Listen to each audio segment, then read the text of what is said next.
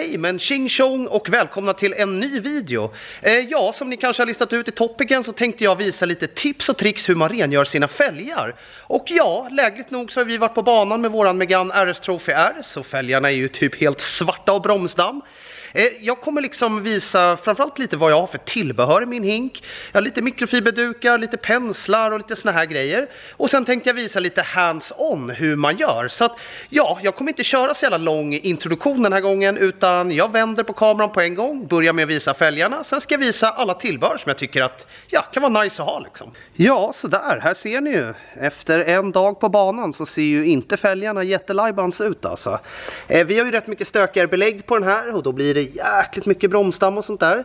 Så att självklart alla tipsen som vi har i den här videon kommer ni ju kunna applicera oavsett om ni har superduper bromsar eller vad ni nu har. Det enda är ju lite sådär, har man keramiska grejer som brukar sitta på lite nyare sportbilar och sånt, då är det ju inte så mycket kem som kommer behövas, utan då är det kanske direkt till schamposteget i den här videon då. Men ja, som ni ser, de här är inte kul alls alltså. Men jag ska börja med att visa vad jag brukar ha för tillbehör i min hink och vilka kemprodukter ni kommer behöva. Självklart börjar vi med en vanlig hink. Ja, det är våran Tearshine hink med gritguard och grejer. Först ut våran fälgborste som vi har. Det finns ju massa på marknaden, så här är ju verkligen inget några magiska grejer. En liten washmitt. Det är lite beroende på fälg och sånt där. Så ni ser, den här börjar bli lite smutsig och sådär. Men ha en dedikerad handske för fälgarna. För att ni ser ju själva, det kommer ju alltid komma in någonting. Även om man tvättar och sådana grejer. Och det här vill man ju absolut inte få ut på lacken och så. Så att se till att ha en dedikerad tvätthandske eller svamp eller vad ni nu använder. Sen så har jag ju nere här dels våran allround-borste. Och där är ju samma visa då. Se till att inte använda den här på insidan och sånt. Jag brukar primärt ha den här för att rengöra själva däcksidorna. Ni vet ju, sitter ju skitmycket gojs och ni vet när de blir så här bruna och sådana grejer, så är det ju fantastiskt att kunna ha en liten borste och borsta ordentligt med på sidorna, för att det här är inget att hålla på och gojsa med på fälgarna. Men som sagt, en liten allround-borste, vi plockar ut här så blir det enklare och se vad jag har i. Sen så kör jag ju givetvis 2 olika sorters penslar. Nu kan man ju välja, det här är ju våra. Nu börjar de här bli lite slitna, jag har varit med ett tag. Men man kan ju ha vilken pensel som helst, men så länge de är lite robusta liksom. Och det är fantastiskt att kunna borsta lite i kanter och hörner och in emellan och såna här grejer så man verkligen kommer åt ordentligt. Och sen så har jag de här 2 små godbitarna som är från ett Wheel Willis kit som jag köpte för massa år sedan. Framförallt typ på den här bilen så blir det ju, man kommer inte riktigt in här ordentligt med typ större fälgborstar och sådana grejer. Så det är skitsmutt att ha lite olika såna här gadgets liksom. Man kan ju ha vad fasen man vill, vad man än hittar liksom. Men de där har jag liggandes. Och sen brukar jag alltid köra 2 schyssta, typ antingen om man tar någon nya eller man har nytvättade, vanliga mikrofiberdukar. För att det är riktigt nice och liksom, jag kommer visa sen när jag ska sätta igång, men att man kan liksom komma in med händerna bakom fälgarna och verkligen göra rent ordentligt. Så att mikrofiberdukar tycker jag alltid man ska slänga ner i hinken. För det underlättar enormt. Och jag har ju visat förut att det här funkar ju skitbra även att ha som vanlig typ tvätthandske på lacken om man inte skulle ha någon tvätthandske eller rensvamp eller något sånt där tillgängligt. Men lite mikrofiberdukar. Så att jag ska börja med och visa vad vi ska använda för kem ovanpå här då. Yes, då är det ju så självklart så är det ju primärt Relieve, våran fällrengöring som gäller. Och ni som ser, sorry för att vi byter triggers titt som tätt, men på grund av coronan och såna här grejer har det varit extremt svårt att få tag i, så att jag har köpt via danska distributören för Goala deras triggers, så att de är lite skumvariant nu, så ni kommer få se hur den funkar. Men självklart, Relieven är ju våran fällrengöring som är pH-neutral, syrafri, så att helt safe att använda på fälgarna oavsett vad ni har, om ni har borstad aluminium eller vad som helst, magnesium, titan, whatever. Den är helt safe att använda på. Tänk bara på att fälgar och allting sånt ska vara svalt, men det gäller ju allting. Sen har vi ju lite extract. Här är ju färdigblandad, här bara klistrar på en etikett på en flarra. Så att här har jag blandat den ungefär 15%, så att lite starkare än vad man kanske normalt sett när man bara ska använda den på lacken. Sen kan man ju i många fall också använda dissolven. Tänk bara på kanske inte vrålgojsa in över överallt här runt oken och sånt, för att det här är ju en kallavfettning som alltså löser petroleumbaserad smuts, och då kommer den även gojsa bort lite fett och såna här grejer där inne, så att den här kör man vid behov så att säga. Och sen den här gången kommer jag köra vårt vanliga Purify shampoo för att schamponera med. Så att jag ska börja med och bomba på med Reliven. Självklart så innan man börjar, man kan ju börja med att spola av fälgen och sådana grejer också om man vill göra det. Jag kommer att duscha på våran fälgrengöring Relive nu då till att börja med. Och ett litet så här pro-tip på den här produkten, den är ju lite gel-ish form. Så att håller man lite längre ifrån så är det enklare att sprida produkten ut och sådana där grejer. Så att ja, det är inte så mycket svårare så här att vi bara börjar och duscha på lite här. Och här ser ni de här nya triggersna. Fan vad svårt det var att sikta och kolla i kameran samtidigt. Ja, ni fattar. Men det är bara att se till att duscha på lite. Och nu blir det ju, i och med att den skummar sig lite och sådana grejer, så är det faktiskt, det går inte åt riktigt lika mycket produkt. Så att se till att det bara kommer in så här. Och nu kommer jag bara låta det här dra en liten stund medan jag fyller hinken med schampo och sådana grejer där jag har alla tillbehören. Och ja, nu vi ska duscha på lite till så att det kommer lite jämnt. Och sen som sagt bara låta det här dra, den kommer bli lila när den blir färdig. Och då är det lite så här, jag kommer att förklara alldeles strax, jag ska visa först när jag fyller schampo och såna här grejer. Jag kommer även lägga extrakten ovanpå sen också, för att den hjälper ju till att lösa upp lite organisk smuts och skit som sitter. Och som jag sa, worst case, då kan man även köra kallavfettning om man vill göra det. Så att ja, jag ska bomba på lite mer med Reliven. I och med att som sagt det är skummenstyckena nu så blir det kommer lite mindre produkt, men det liksom foamar sig lite på ytan. Och ja, sen ska jag börja med att spola av fälgen. Skulle det vara nu att man har en enormt smutsig fälg, det är liksom, man är kanske inte jätterädd om fälgen, då kan man redan nu börja pensla ut produkten, för att då kommer det också sprida produkten så att det går åt mindre. Men jag tycker alltid man ska liksom försöka röra sakerna så lite som möjligt för att minimera risken för repor och sådana grejer. Så att jag kommer duscha på, spola av det sen, och så får vi se hur det ser ut då. Är det kvar massa grejer? Ja, men då kan man kanske gå en andra vända, gå med penslar och alla såna här grejer. Men jag börjar, nu kör vi extract relieve, spolar vi av och sen så kommer vi gå på med penslar, med shampoo och alla såna här grejer och götta i alla hörnor och sånt. Så att då kör jag på. Så där, då har ju reliven legat på någon minut här. Se till att det här inte torkar in nu. Men ni ser ju att den börjar, den blir ju lila när den reagerar med bromsdammet liksom. Så att nu har den ju verkligen börjat lösa upp saker och ting här. Jag brukar, alltså det är ju som med allt med bilvård. Ni får göra vilka steg ni vill. Det finns säkert sådana som har ännu bättre tips eller idéer än vad jag har. Men sen brukar jag gå på med lite utblandad extrakt. Ska vi se om vi får någon fokus. Ni ser. Vanlig extrakt blandad i en liten flaska. Och sen så tar vi bara spraya på ordentligt. Framförallt är det nice typ på däcksidor och sådana grejer som man verkligen kan rugga upp det. Och sen så kör vi in det in emellan över allting här. Och så låter vi det dra ytterligare en liten stund. Så ska vi gå och fylla våran hink med lite ljummet vatten. Och sen ska vi i med Purify kör vi ju den här gången då.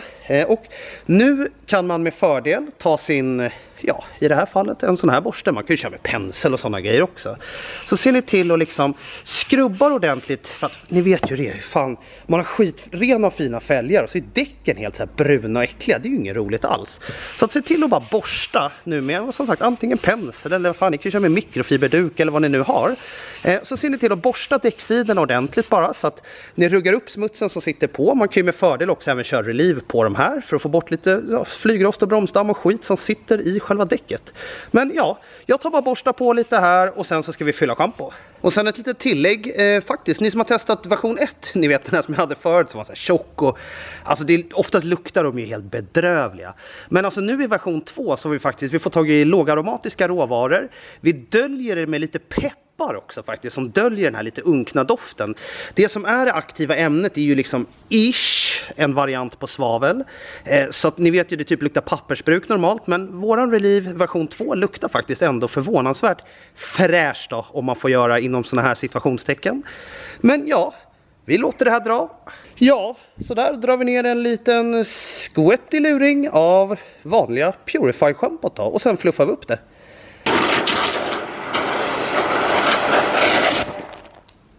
Sådär, då har det legat på ett par minuter här och som ni ser, det börjar rinna av ordentligt. Skulle man veta med sig nu på en gång att satan, mina fälgar är riktigt jävla smutsiga. Jag föredrar alltid att spola först så att man har kontroll på vad är det som är kvar, vad behöver vi göra. Det är liksom som med allt med bilvård. Man måste alltid försöka minimera risken att få reper, skador och sådana grejer. Så att för att liksom ni ska verkligen kunna vara säkra på att ni inte typ men har några stenar och annat skit som ligger här som kan repa upp era fina saker, så börja med att spola. Och som jag sa, skulle man nu veta med sig, man skiter lite i fälgarna eller whatever, man vill bara ha dem lite rena, då kan ni sätta igång på en gång och lite börja agitera liksom. Men vi börjar med att spola hela fälgen och så utvärderar vi därifrån vad vi ska göra mer.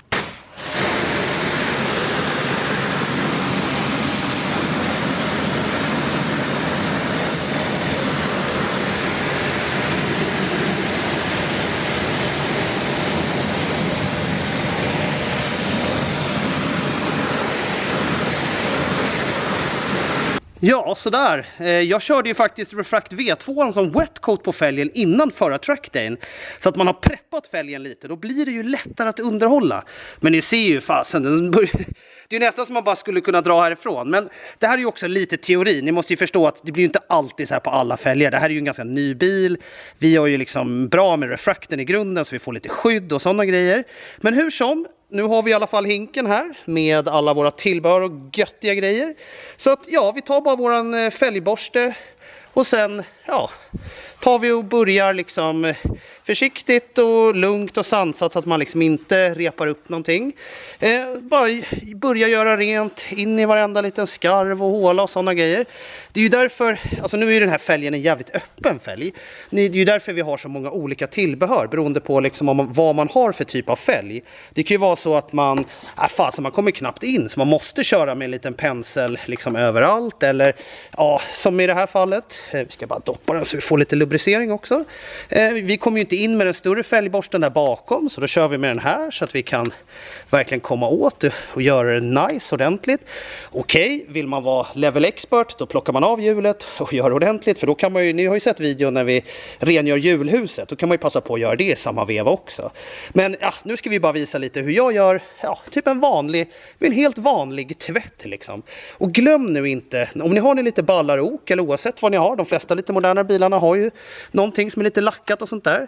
Se till att köra med en liten pensel så här överallt. Det är så, även om jag är helt medveten om det, har man lite tuffare belägg så tar det ju typ 3 inbromsningar så är fälgen inte skitkul, men det är som vanligt, det känns mycket najsigare när allting verkligen är rengjort. Och så kör ni som sagt lite försiktigt över ok och såna här grejer, man kan väl köra in lite håligheter och framförallt så är det ju nice att köra in vid hjulmuttrar och såna grejer så att det verkligen blir schysst här inne. Så att vi kör lite så här. Nu blir det ju lite Speedy Gonzales-varianten här när jag bara ska visa. Så att jag brukar först köra fälgborsten på alla detaljer och sådana grejer. Och sen så ska jag gör så här att jag tar och gör ordning hela fälgen med borste och alla sånt så att hela innebanan är ren. Och sen så klipper vi till när jag visar när jag kör med mikrofiberhandsken. Så, nu råkade jag sälja, tvätthandske. Det är såklart att man kan köra, alltså ni kan ju köra med vanliga washmitten också och köra på framsidan och sådär. Det är helt beroende på fälg. Jag gillar ju att vara av det lite lugnare slaget, så att här ska jag visa varför jag kör med mikrofiberdukar. Jag tycker det är fantastiskt nice att kunna, på de här fälgarna så ser ni, jag ska bara hålla i så det inte kommer upp på backen. Ni ser det är så här som skarvar ner här där smutsen sätter sig som fasen alltså. Och här har vi lite däcksrester från banan. Och det är enkelt att bara gnugga av lite med gummihandskarna. Men hur som, det som är nice att ha en mikrofiberduk, ni ser ju, den är ju så följsam, eller men en mikrofiberduk. Den är så följsam, man kommer ju in överallt liksom. Och då kan man verkligen få det rent på baksidan och allting sånt. Så man kör grovgörat med borsten. Och sen så kör man typ mikrofiberduk. Det tycker jag är helt amazing. Man behöver ingen tvätthandske för att göra fälgarna liksom. Så att jag matar på och gör klart det här. Sen är det nice att ha en liten pensel så att ni verkligen kommer åt, ser ni, nere i kanten och såna här grejer. Och nu ser till att de här är rena och så att man liksom inte gör några onödiga jävla reper här nu. Men det är jäkligt nice att kunna komma ner sig mellan fälgen och sånt. Och sen självklart köra på däcksidan och sådär också. Ja, det är faktiskt inte så mycket mer än så. Vi har ju schamponerat och gjort ordning det nu. Så nu ska jag spola av det och sen så får vi se på slutresultatet då.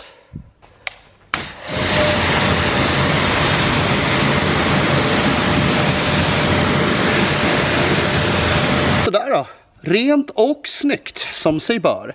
Och ja, nu är det inte så mycket svårare än så. Nu ska vi torka av fälgen. Ni vet att jag alltid separerar mina dukar. Så att en sån här duk som jag använder på fälgarna nu, den kommer jag aldrig använda på lacken och sådana grejer. För att, ja, ni vet, man vill minimera risken för att få tvättrepor och sådana här grejer. Nu kan man ju med fördel antingen köra refract. Ni kan ju köra som wet coat på. Bara duscha på fälgen, spola av och sen torkar ni. Då får ni ju precis samma effekt som ni såg att jag har nu. Det är lite så här vattenavrinning på den.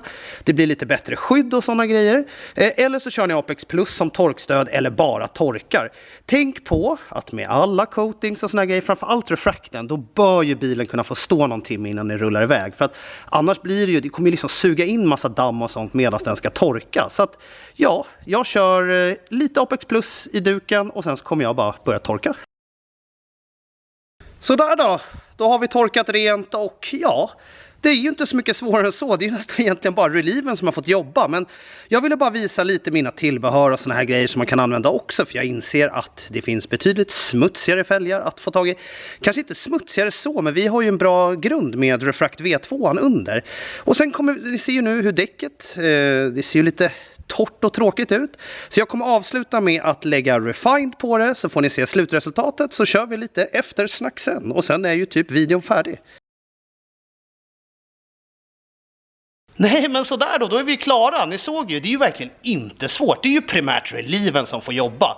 Men lite som jag visade, dels är det viktigt med en nice hink med massa goda tillbehör i. Så att man kan liksom, för att det kommer ju vara olika förutsättningar. Jag är inte dum i huvudet, jag fattar ju, den här fälgen är ju fräsch, det är ju en ganska ny bil. Vi har ju coatat den med refract och alla sådana grejer så att man har ett ändå hyggligt grundskydd. Och refracten är ju så enkel att bara duscha på typ innan trackdayn eller när ni nu tvättar era bilar liksom, så att ni får ett lite lättare skydd. Det kommer ju såklart typ brinna upp om det blir galet varmt här. Men, så att vi körde ju primärt då reliven, sen körde vi även extracten. Man kan även köra dissolven, alltså en kallafettning om det verkligen behövs. Men var lite försiktig med sådana grejer. I och med att ha packningar och alla sådana här grejer inne i oket. Och kör ni en jättestark kallafettning så då får ni tänka till lite. Men annars så finns det ju också, liksom, det här var ju en hyggligt lätt fälg att tvätta. Är det verkligen så här superingrott, då kan det vara att man behöver köra flera gånger med kemet. Jag tycker liksom, försök använda så lite vad ska man säga, alltså påverkan med penslar och såna här grejer som ni kan om ni vill minimera risken. Men ibland måste man ju gå på ordentligt. Och ja, sista utvägen ibland är ju att köra fälgsyra. Vi har ju inte det, men det är ju liksom ännu en nivå till. Men det kan ju också skada lite grejer och det är ju framförallt om man har borstade fälgbanor och såna här grejer ska man vara jätteförsiktig med det. Men annars så är det, glöm inte prenumerera, ge en tumme upp om ni gillar det. Kommentera gärna lite nedanför hur ni brukar göra. För att alla gör ju lite olika. Det här är så som jag brukar göra vid en vanlig tvätt. Jag säger inte att det är rätt eller fel. Vi har ju också som ni såg bara schamponerat fälgen, spolat av, torkat, så att supersimpelt. Men primärt är det ju liksom reliv, kör någon lite goa mikrofiberdukar och penslar och lite såna här grejer så kommer det bli awesome. Och ja, vi hörs ju senare och det kommer fler avsnitt så att vi kör bara en tjaba.